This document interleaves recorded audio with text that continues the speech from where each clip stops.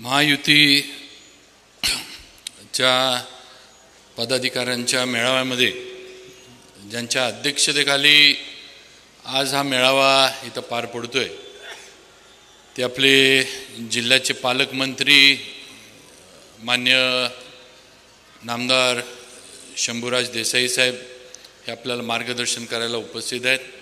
त्याचबरोबर राज्यसभेचे खासदार मान्य छत्रपती उदयनराजे भोसले, त्याचप्रमाणे माझे सहकारी मित्र मान्य आमदार जयकुमारजी गोरे, माझे दुसरे सहकारी मित्र ज्यांनी आत्ताच आपल्याला मार्गदर्शन केलं ते मान्य आमदार मकरंद आबा पाटील, माझे आणखीन एक सहकारी मित्र मान्य आमदार महेशजी शिंदे, मान्य आमदार दीपकजी चव्हाण, त्याचबरोबर भारतीय जनता पार्टीचे जिल्हा अध्यक्ष मान्य धैर्यशील दादा कदम, राष्ट्रीय स्वयंसेवक संघाचे जिल्ह्याचे कार्यवाह मान्य मुकुंदजी आफळे, त्याचप्रमाणे RPI आटोले गटाचे अध्यक्ष मान्य अशोक बापू गायकवाड,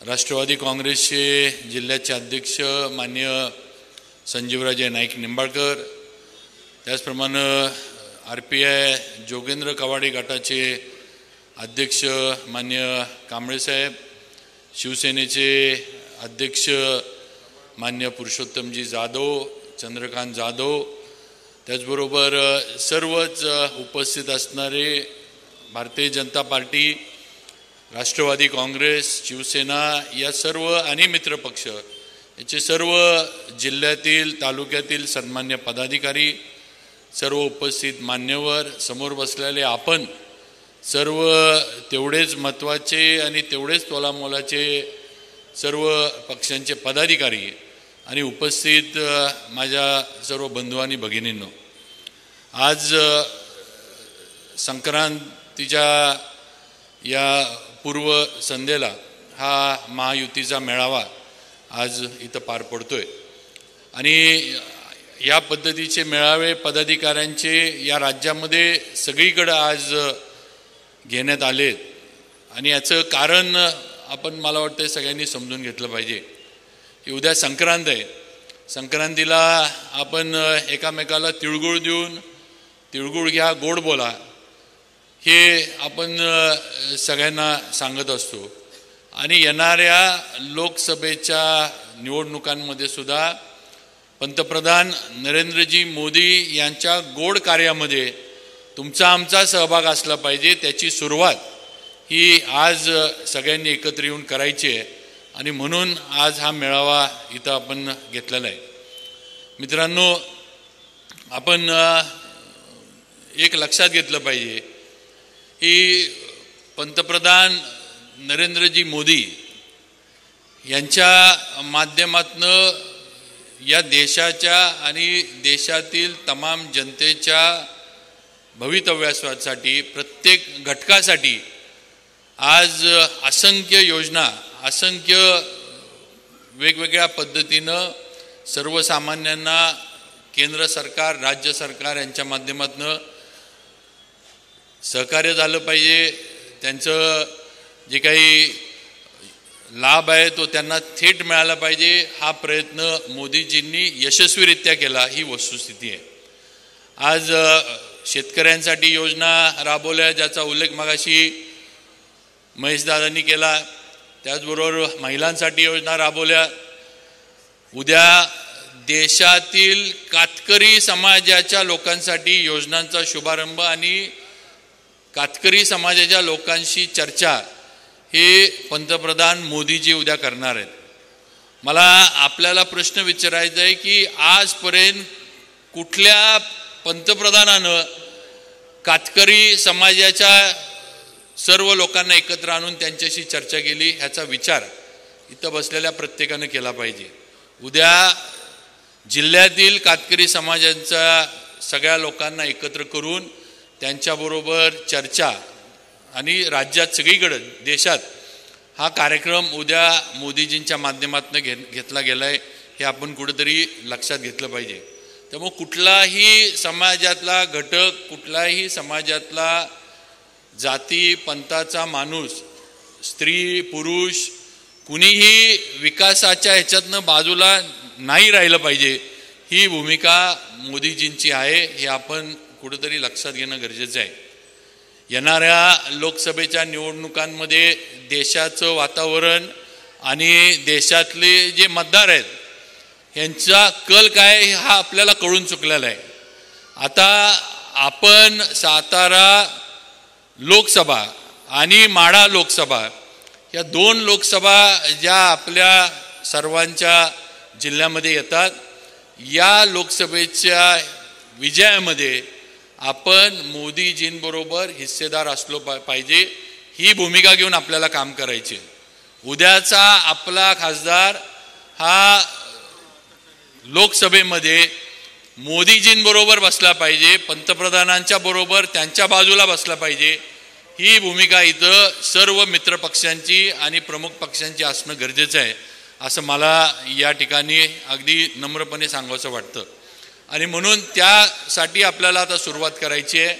मगाशी संजीवराजे असतील, मकरंदाबा असतील यांनी उल्लेख केला की आज इथं आपण एकत्र आलेलो वेगवेगळ्या विचारसरणीचे लोकसभा विधानसभा आपण वेगवेगळ्या पद्धतीनं लढलो, एकामेकांच्या पक्षांच्या विरोधात लढलो, ग्रामपंचायती असेल किंवा इतर निवडणुका असतील ह्याच्यामध्ये पण आपण वेगळं वेगळं लढलो. पण आज सगळ्या वरिष्ठांनी निर्णय घेऊन एकत्र आलेत आणि याच्या मागं देशाचं हित आहे, भारताचं हित आहे, हे आपण लक्षात घेतलं पाहिजे. आज देशाच्या हितासाठी राजकीय जे काही मतभेद होते हे बाजूला ठेवून एकनाथजी शिंदे साहेब असतील, आमचे नेते देवेंद्रजी फडणवीस साहेब असतील किंवा मान्य अजितदादा पवार साहेब असतील, हे सगळे एकत्र आलेत का तर त्यांना देशाचं हित दिसतंय, राज्याचं हित दिसतंय. हे हित हे कशामध्ये आहे हे त्यांना कळतंय, म्हणून आज सगळे एकत्र येऊन काम करतात. त्याच्यामध्ये आठवले साहेबांचाच आपल्याला पहिल्यापासून सहकार्य आहे किंवा त्यांचा पाठिंबा आहे. कवाडे साहेब आज आपल्यात सामील झालेत, रासप असेल, असे अनेक भले छोटे असतील पण सर्व पक्ष आज एकत्र येऊन आपल्याबरोबर काम करतात. ह्याचा कुठेतरी आपण सगळ्यांनी विचार केला पाहिजे आणि एकत्र राहून देशाचं आपलं हित कशात आहे. आज देशाची प्रतिमा, भारताची प्रतिमा जगामध्ये बदलण्याचं काम हे फक्त आणि फक्त पंतप्रधान नरेंद्रजी मोदी यांनी केलं. ही वस्तुस्थिती आहे. कुणी कितीही टीका केली तरी ही वस्तुस्थिती कुणी बदलू शकत नाही. आज कुठल्याही देशामध्ये भारतीय पासपोर्ट घेऊन तुम्ही उतरला तर तुमच्याकडं आदरानंच बघितलं जातं, तुमच्याकडं सन्मानानंच बघितलं जातं. ही वस्तुस्थिती आहे. का तर आपल्या देशाची ओळख ही जगामध्ये बदललेली आहे. ही परिस्थिती 10-15 वर्षापूर्वी नव्हती. 10-15 वर्षापूर्वी भारतीय म्हटल्यावर कमी लेखायचे, कमी आपल्याला समजायचे, आपल्याला किंमत द्यायची नाहीत. पण आज आपल्या पंतप्रधानांमुळं ही आपली परिस्थिती, ही आपली ओळख भारताची आणि भारतीयांची जगभरामध्ये बदलली आहे. ह्याचा पण आज आपण सगळ्यांनी विचार केला पाहिजे. टीका टिप्पणी करणं किंवा आरोप करणं ह्या गोष्टी सोप्या असतात, पण आज ज्या योजना आत्तापर्यंत राबवल्या गेल्या, एका पण योजनेच्या ह्याच्यामध्ये लाभार्थी कुठंही कुणाकडे जायला लागत नाही, कुणाकडं कमिशन द्यायला लागत नाही, कुणाच्या सह्या घ्यायला लागत नाही. ज्या योजनेचा लाभार्थी असेल त्या लाभार्थ्याच्या खात्यामध्ये पैसे हे थेट जमा होतात. ही वस्तुस्थिती आहे. हे काँग्रेसच्या आणि आधीच्या कुठल्याही सरकारच्या काळात घडलं नाही. हे सुद्धा आपण सगळ्यांनी लक्षात घेतलं पाहिजे, असं मला इथं अगदी नम्रपणे सांगावंसं वाटतं. मित्रांनो, आपण सगळे ऊस उत्पादक आहोत. बऱ्यापैकी आपल्या जिल्ह्याचं जे काही अर्थकारण आहे ते ऊसावर चालतं. सहकारी साखर कारखानदारी ही आपल्या जिल्ह्यातली आणि प्रामुख्यानं पश्चिम महाराष्ट्रातली एक महत्त्वाची कारखानदारी आहे. आज सहकारी साखर कारखानदारी पुढं असणारे जे प्रश्न होते, हे प्रश्न काँग्रेस सरकारच्या काळात पण होते. हे प्रश्न सुटले नाहीत. जी लोक म्हणत होती की अमित शहा साहेब हे सहकार मंत्री झालेत, त्यांना सहकार काय करणार, मला या ठिकाणी अगदी ठामपणे सांगायचं आहे, 2 बैठकांमध्ये कारखान्यांचा इन्कम टॅक्सचा प्रश्न अमित शहानी संपवला आणि त्याचा निर्णय करून दिला, हे पण ऊस उत्पादकांनी आणि कारखानदारांनी लक्षात घेतलं पाहिजे. साखरेच्या विक्रीला MSP पाहिजे, ही मागणी अनेक वर्ष कारखानदार करत होते, अनेक वर्ष, पण हे घडू शकलं नाही. अमित शाह साहेबांनी एका बैठकीमध्ये साखरेच्या विक्रीला किंमत म्हणजे कितीला साखर विकायची ह्याला त्यांनी मिनिमम सेलिंग प्राईस जी आहे ती ठरवून दिली. ती आज 3100 रुपये आहे. 3100 रुपयाच्या खाली कुठलाही कारखाना साखर विकू शकत नाही आणि त्याचा फायदा शेतकऱ्यांना होतोय. ह्याचा पण कुठेतरी विचार शेतकरी म्हणून आपण करणं गरजेचं आहे. आणि ज्यांनी आपल्या हिताचे निर्णय घेतलेत त्या पक्षाबरोबर, त्या नेत्याबरोबर, त्या आपल्या पंतप्रधानांबरोबर आपण खंबीरपणे उभं राहिलं पाहिजे. ही भूमिका येणाऱ्या काळामध्ये आपण सर्वांनी घेतली पाहिजे.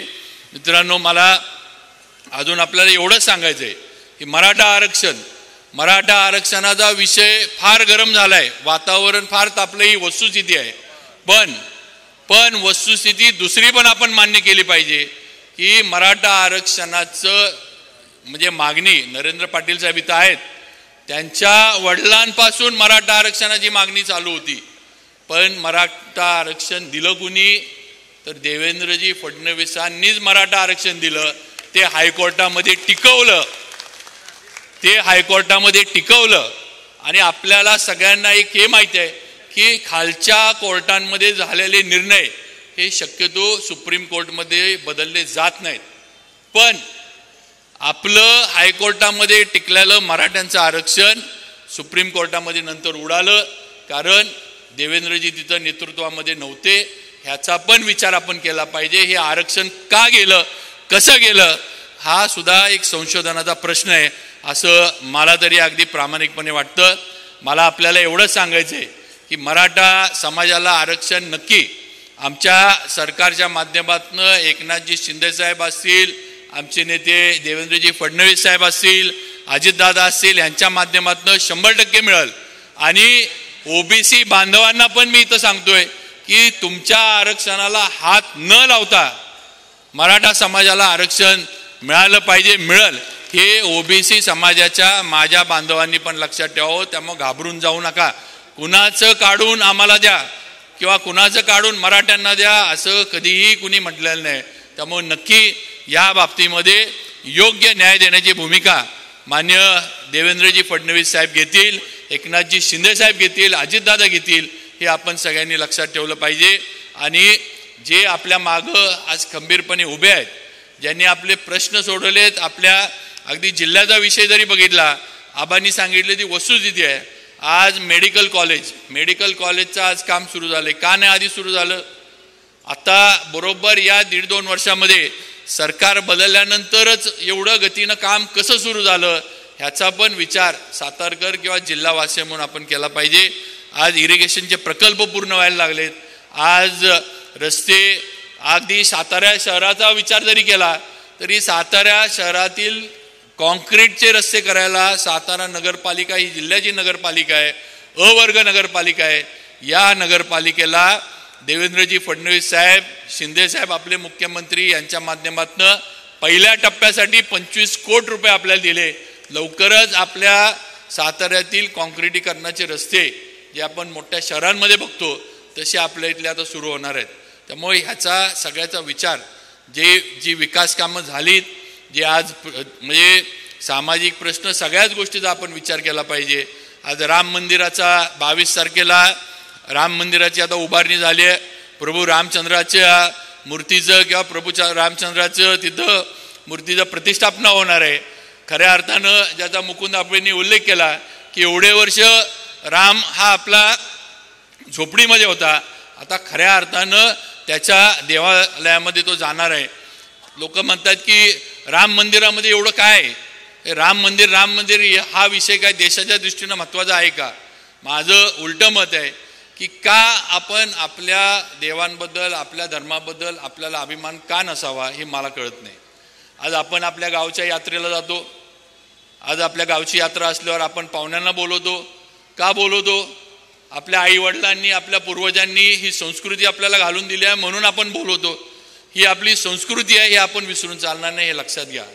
आज आपण ज्योतिबाला जातो, आपण तुळजापूरला जातो, आपण प्रतापगडच्या देवीला जातो.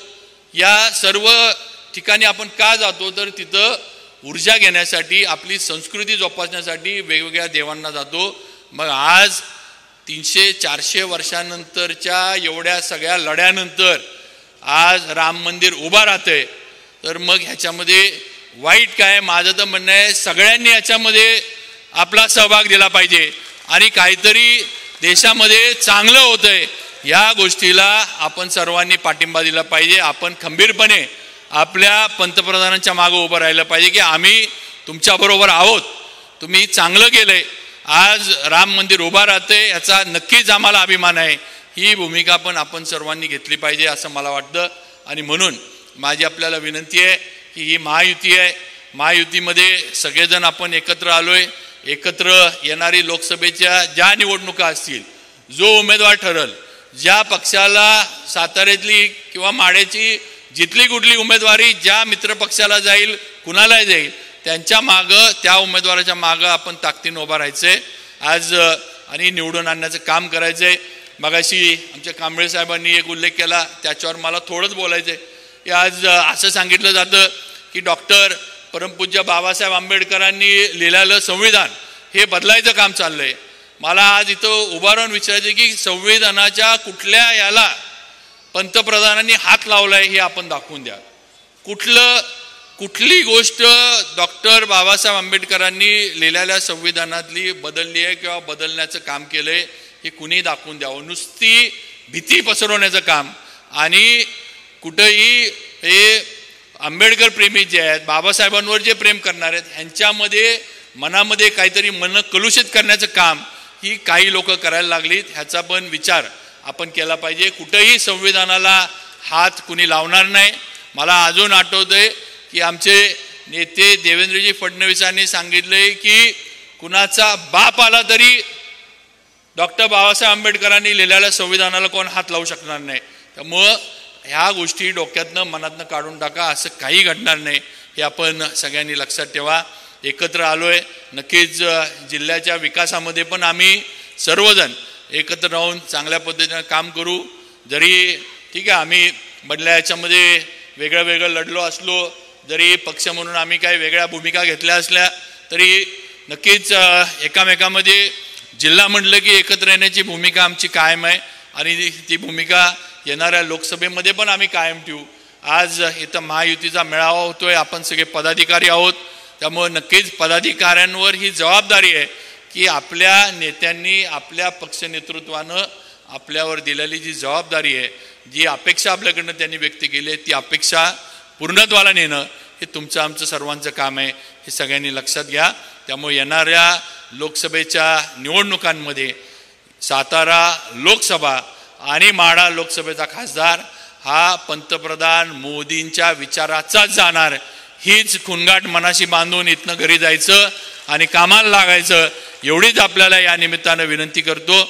मला इथं माझे विचार मांडण्याची संधी दिली त्याबद्दल सर्व तिन्ही पक्षाच्या संयोजकांचं आभार मानतो आणि थांबतो. एकच विनंती करतो की 22 तारखेचं जे राम मंदिराचं काम आहे किंवा कार्यक्रम जो आहे तो जसा मुकुंद आपणेंनी मगाशी सांगितला त्याप्रमाणे सगळ्यांनी गावोगावी आपली जी गावातली मंदिरं आहेत, मग रामाचं असू दे, गणपतीचं असू दे, देवीचं असू दे, भैरवनाथाचं असू दे किंवा कुठली आपल्या गावातली मंदिरं आहेत ती सजवून त्या ठिकाणी रामाच्या फोटोचं पूजन करून 22 तारखेचा राम मंदिराचा जो उत्सव आहे तो सर्वांनी जिल्ह्यामध्ये साजरा करावा एवढी विनंती आपल्याला सर्वांना करतो. परत एकदा सगळ्यांचा मनापासून आभार मानतो आणि थांबतो. जय हिंद, जय महाराष्ट्र.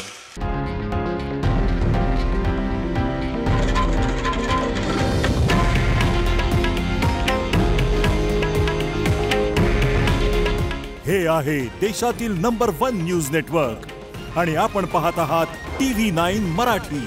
काळजी तुमची, हित महाराष्ट्राचं.